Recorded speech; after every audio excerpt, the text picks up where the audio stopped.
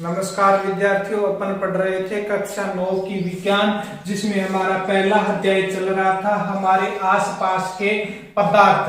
पिछले वीडियो में अपन ने तापमान का प्रभाव पढ़ा कि पदार्थों पर तापमान का क्या प्रभाव पड़ता है, गलनांक एवं क्वथनांक के बारे में जाना। आज अपन पहले पाठ में जानेंगे ऊर्ध्वपातन क्या चीज है। हमने देखा था कि ठोसों को तापमान देने पे वो द्रव्य में बदल जाते हैं और द्रव्य को तापमान देने पे वो गैस में बदल जाते हैं। आज एक नई चीज सीखेंगे, ऊर्ध्वपातन। ऊर्ध्वपातन क्या है, इस पर बात करेंगे। अपन ने पिछले पाठ में सीखा था कि ठोस को ताप देंगे तो वो द्रव्य में बदल जाता है। ठोस पिघलकर द्रव्य में बदल जाता है। उस ताप को तो क्या कहते हैं, गलनांक। फिर अपन ने पढ़ा था कि द्रव्य को ताप देते हैं, उबलते हुए द्रव्य को, यानी कि द्रव्य को ताप देते हैं तो द्रव्य क्या करने लग जाता है, उबलने लग जाता है। जब द्रव्य उबलने लग जाता है तो उसको अपन ने क्वथनांक कहा था। अब उबलते हुए द्रव्य को और ताप दिया जाए कि वो गैस में बदल जाए, वाष्प में बदल जाए, तो उसको अपन ने वाष्पीकरण की गुप्त ऊष्मा कहा था। अब आपने देखा कि ठोस द्रव्य में बदलता है और द्रव्य किस में बदलता है, गैस में। परंतु आज एक नई बात देखते हैं कि जिसमें क्या होगा विद्यार्थियों, ठोस है ना, वो सीधे ही किस में बदल जाएगा, ठोस सीधे ही गैस में बदल जाएगा। और गैस है वो सीधी किस में बदल जाएगी, ठोस में। यानी कि ठोस द्रव्य में बदलता था, फिर गैस में बदलता था।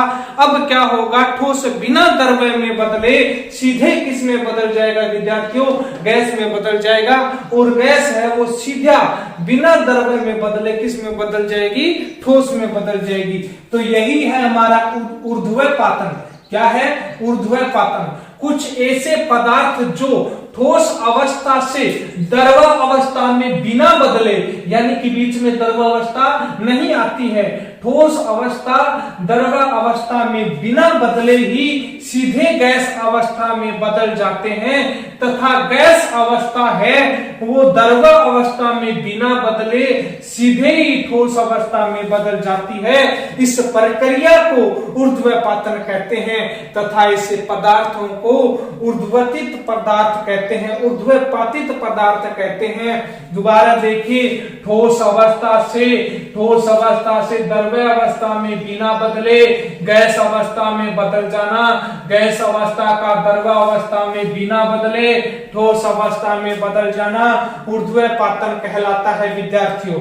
अब देखिए उदाहरण, थोड़ा सा कपूर या अमोनियम क्लोराइड लेना है। थोड़ा सा कपूर ले लो या कपूर का दूसरा नाम बोले तो अमोनियम क्लोराइड, कपूर ले लो चाहे अमोनियम क्लोराइड ले लो। इसका क्या करना है, आपको चूर्ण बना लेना है। उस चूर्ण को चीनी की प्याली में डालिए, यानी कि चीनी मिट्टी की प्याली होनी चाहिए, मिट्टी की, उस प्याली में डालिए।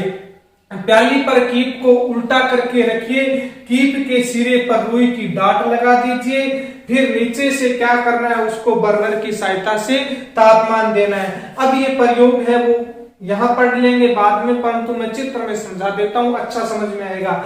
यहाँ क्या हो रहा है, एक प्याली है, प्याली के अंदर क्या है, थोड़ा सा कपूर है, पिसा हुआ कपूर, चूर्ण है कपूर का, प्याली में कपूर का चूर्ण है। इसके ऊपर क्या किया कि एक कीप को उल्टा रख दिया। उल्टा रखने के बाद में कीप के जो ये ऊपरी सिरा है उस पर रुई की डाट लगा दी और नीचे एक बर्नर लगा दिया, जिससे तापमान मिल रहा है, जिससे अग्नि मिल रही है किसको, इस प्याली को या इस कपूर को ताप मिल रहा है। तब कपूर है वो गर्म हो रहा है। अब यहाँ पर क्या होगा विद्यार्थियों, कपूर गर्म हो रहा है, वो गर्म होकर सीधा किस में बदल जाएगा, वाष्प में बदल जाएगा, गैस में बदल जाएगा। आप देख रहे हो ये कपूर बिना द्रव्य में बदले यहाँ पे वाष्प बन के ऊपर उठ रहा है, कपूर वाष्प बन के ऊपर उठ रहा है, सीधा गैस बन रहा है बिना द्रव्य में बदले। बिना द्रव्य में बदले कपूर क्या बन रहा है, सीधा गैस बन रहा है। अब गैस बनने के बाद में बिना द्रव्य में बदले वो ठोस बन रहा है। ठोस कैसे बन रहा है, देखिए यहाँ कपूर है, कपूर को गर्म किया तो बिना द्रव्य में बदले किस में बदल गया, गैस या वाष्प अमोनियम क्लोराइड में बन गया। वाष्प अमोनियम क्लोराइड में बना, फिर ये वाष्प जैसे ही ठंडी हुई तो कीप की अंदरूनी जो दीवार है ठंडी होने के बाद में यहाँ पे जम गई, यानी कि वापिस कपूर किस में बदल गया, ठोस अवस्था में बदल गया। तो आप देख रहे हैं ठोस अवस्था डायरेक्ट किस में बदलती है, गैस में, और गैस अवस्था डायरेक्ट किस में बदलती है, ठोस में। इसे ही कहते हैं विद्यार्थियों ऊर्ध्वपातन। प्याली पर कीप को उल्टा रख दिया, कीप के सिरे पे रुई की डाट लगा दीजिए, लगा दी, नीचे एक बर्नर जला दीजिए, जला दिया।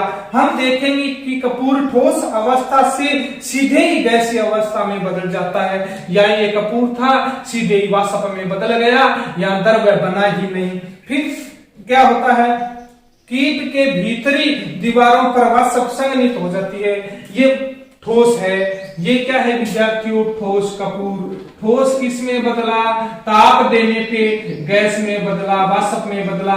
जैसे ही ये वाष्प ठंडी होती है, इसको शीतलता मिलती है, तो ये कीप की अंदरूनी दीवारों पर चिपक जाता है और ठोस में वापिस से बन जाता है। तो हमारा ये था ऊर्ध्वपातन। अच्छे से समझ में आया होगा विद्यार्थियों आपको ऊर्ध्वपातन। विद्यार्थियों अब अपन पढ़ेंगे पदार्थ पर दाब परिवर्तन का प्रभाव। तो पिछला जो वीडियो था उसमें पढ़ा पदार्थ पर ताप का प्रभाव, ताप का प्रभाव। पिछले वीडियो में पदार्थ पर ताप का प्रभाव पढ़ा था कि ठोस अवस्था से पदार्थ द्रव्य में बदल जाते हैं, द्रव्य से गैस में। आज जो अपन ने ऊर्ध्वपातन पढ़ा वो भी पदार्थ पर ताप का ही प्रभाव था कि ताप देने से पदार्थ ठोस अवस्था से गैस अवस्था में और गैस अवस्था से बिना द्रव्य में बदले ठोस अवस्था में बदल जाते हैं। ये जो अपन ने अब तक पढ़ा वो पदार्थ पर ताप का प्रभाव पढ़ा पिछले वीडियो में और आज की ऊर्ध्वपातन विधि भी। अब देखते हैं पदार्थ पर दाब परिवर्तन का प्रभाव कि पदार्थ को दाब देने से उसमें क्या परिवर्तन आते हैं। जैसे गैस है उसको दाब देकर एक जगह इकट्ठा करना, इस प्रकार अपन दाब का परिवर्तन देखते हैं। तो क्या है देखिए, यदि हम तापमान घटाने पर सिलेंडर में, तापमान घटाने पर सिलेंडर में गैस लेकर उसे संपीड़ित करें तो कणों के बीच की दूरी कम हो जाएगी, कणों के बीच की दूरी कम हो जाएगी और गैस द्रव्य में बदल जाएगी। यहाँ क्या है विद्यार्थियों, ताप को घटाना है, उसमें ताप को बढ़ाना था। ताप को घटाना क्यों है, देखिए ताप को घटाएंगे तो कोई पदार्थ हो जैसे गैस हो, गैस है मतलब वो क्या होगी, ठंडी होगी। ठंडी होगी तभी तो उसको एक जगह एकत्रित किया जा सकता है, ठंडी होगी तभी तो वो जमेगी, जमेगी तो उसको इकट्ठा किया जा सकता है। यानी कि यहाँ पे ताप को घटाना है, पहली बात ताप को घटाना है। फिर सिलेंडर में गैस लेना है, ताप को घटाकर सिलेंडर के अंदर क्या लेनी है, गैस, उसे संपीड़ित करना है। संपीड़ित करने का मतलब उसको दाब देकर सिलेंडर के अंदर भरना है, सिलेंडर के अंदर इकट्ठा करना है, तो कणों के बीच की दूरी कम हो जाएगी। तो कणों के बीच की दूरी है वो कम हो जाएगी, गैस उसमें ज्यादा डाली जाएगी। अन्यथा ताप नहीं घटाया जाए और दाब नहीं डाला जाए तो सिलेंडर में गैस ज्यादा नहीं आ सकती, कमी आएगी, थोड़ी बहुत ही नॉर्मल, और गैस द्रव्य में बदल जाएगी। द्रव्य में बदल जाएगी तो वो अच्छी प्रकार से पूरी टंकी गैस से भरी जा सकती है। अगर द्रव्य में नहीं बदलेंगे तो जो गैस होती है वो टंकी में नहीं आ सकती पूरी। दाब बढ़ना, एक बात तो क्या है, दाब बढ़ानी है और ताप घटाना है। दाब बढ़ाना है और ताप घटाना है तो गैस को किस में बदला जा सकता है, द्रव्य में बदला जा सकता है और सिलेंडरों में आसानी से भरा जा सकता है। अब देखिए विद्यार्थियों, गैस है उसको सिलेंडर में सीधा भरेंगे तो थोड़ी बहुत गैस आएगी। क्या करना पड़ता है, उसका ताप घटाना पड़ता है, उस गैस को ठंडी करना पड़ता है, ठंडी करके उसमें दाब लगाना पड़ता है, उसको प्रेशर देना पड़ता है। प्रेशर से क्या होता है, तापमान घटाने से, प्रेशर देने से वो गैस है वो द्रव्य में बदली जा सकती है और सिलेंडर आसानी से भरा जा सकता है। फिर गैस को अपन एक स्थान से दूसरे स्थान आराम से ले जा सकते हैं। ज्यादा दाब बढ़ाने से गैस के कण नजदीक आ जाते हैं, यानी कि दाब बढ़ाएंगे तो गैस के कण नजदीक आएंगे तभी क्या बनेगा, द्रव्य बनेगा। ठोस कार्बन डाइऑक्साइड, ठोस क्या है, कार्बन डाइऑक्साइड को बिना द्रव्य में बदले गैसीय कार्बन डाइऑक्साइड में बदला जा सकता है। इसके लिए दाब को घटाकर एटमॉस्फेयर तक करना होता है। ये क्या बात है, देखिए विद्यार्थियों, अब हमारे पास कार्बन डाइऑक्साइड है, वो क्या है, बिल्कुल ठोस कार्बन डाइऑक्साइड है। ठोस कार्बन डाइऑक्साइड कैसे होती है, बर्फ के जैसी, मतलब बर्फ सूखा मतलब रुई जैसा, बर्फ के जैसा, ऐसी ठोस कार्बन डाइऑक्साइड होती है। फिर उसको किस में बदलना है भाई, सीधा गैस में बदलना है, मतलब द्रव्य में नहीं बदलना बीच में। ठोस कार्बन डाइऑक्साइड को सीधी गैस कार्बन डाइऑक्साइड में बदलना है तो आपको क्या करना पड़ेगा, दाब लगाना पड़ेगा विद्यार्थियों, जिसे क्या कहते हैं, एक एटमॉस्फेयर दाब कहते हैं। कहने का मतलब आपको ठोस कार्बन डाइऑक्साइड को गैस कार्बन डाइऑक्साइड में बदलने के लिए एक एटमॉस्फेयर दाब लगाना पड़ेगा। दाब मापने का मात्रक क्या होता है, एटमॉस्फेयर। तभी तो यहाँ पे कहा है कि ठोस कार्बन डाइऑक्साइड को गैस कार्बन डाइऑक्साइड में बदलने के लिए एक एटमॉस्फेयर तक दाब लगाना पड़ेगा। अब देखिए ये क्या है, ये है जो सबसे इंपॉर्टेंट है, ये सबसे महत्वपूर्ण है। ये देख लीजिए पाठ का सारांश और इस टॉपिक का और पिछले टॉपिक का पदार्थ का ताप पर प्रभाव, पूरे का सारांश आपके समझ में आ जाएगा। ये है द्रव्य, यहां से शुरू करते हैं। द्रव्य जमेगा, द्रव्य को ठंडा करेंगे तो द्रव्य जमेगा, जमने से क्या बन जाता है, द्रव्य ठोस बन जाता है। फिर क्या होता है, ठोस से सीधे गैस बनता है, तो ये प्रक्रिया क्या हो गई, ऊर्ध्वपातन, बिना द्रव्य बने।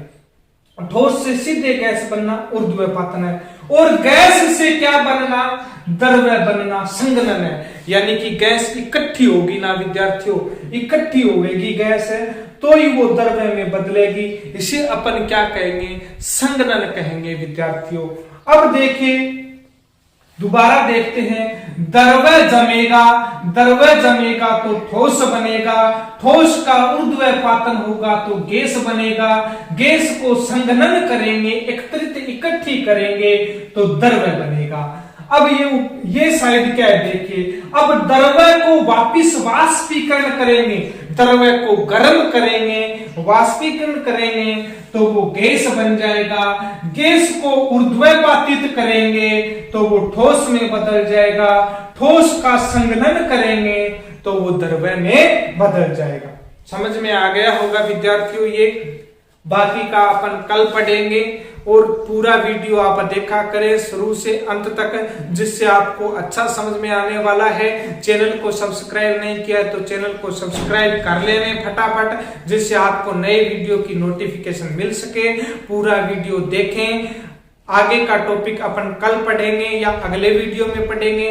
तब तक के लिए विद्यार्थियों, जय हिंद, जय भारत। लाइक वाला बटन